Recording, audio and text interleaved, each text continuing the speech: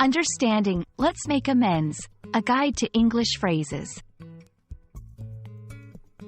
Hello everyone. In today's video, we are going to explore the meaning and usage of the phrase, let's make amends. This is a common expression in English, often used in daily conversations and in various forms of media. By the end of this video, you'll understand not just what it means, but also how to use it in your own conversations. So, let's dive in. Let's make amends is a phrase composed of three parts. 1. Let's, a contraction of let us, which is a way of making a suggestion or proposal. 2. Make, in this context, it means to create or bring about. 3. Amends. This is a plural noun that refers to actions taken to correct a mistake or to improve a situation that was previously wrong. So, put together, let's make amends is a suggestion to take steps to repair or improve a situation that was damaged or made unpleasant due to a mistake or misunderstanding.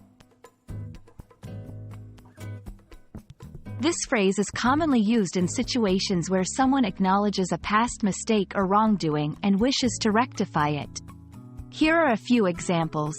After an argument, I realize I was wrong to speak to you that way. Let's make amends and move forward. In a professional setting, our company made a mistake in the last project. Let's make amends by offering our clients a discount on their next purchase. Remember, using this phrase also implies a willingness to take concrete actions to correct past errors, not just to apologize verbally.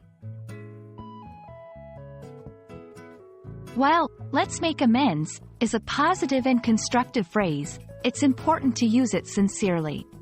In different cultures, the actions considered appropriate for making amends can vary. It's always good to be aware of these cultural nuances to avoid misunderstandings. Let's make amends is a powerful phrase that can help repair relationships and rectify situations. We hope this video helps you understand and use this phrase effectively in your English conversations. Remember, language is not just about words, but also about intentions and actions. Happy learning, and see you in the next video.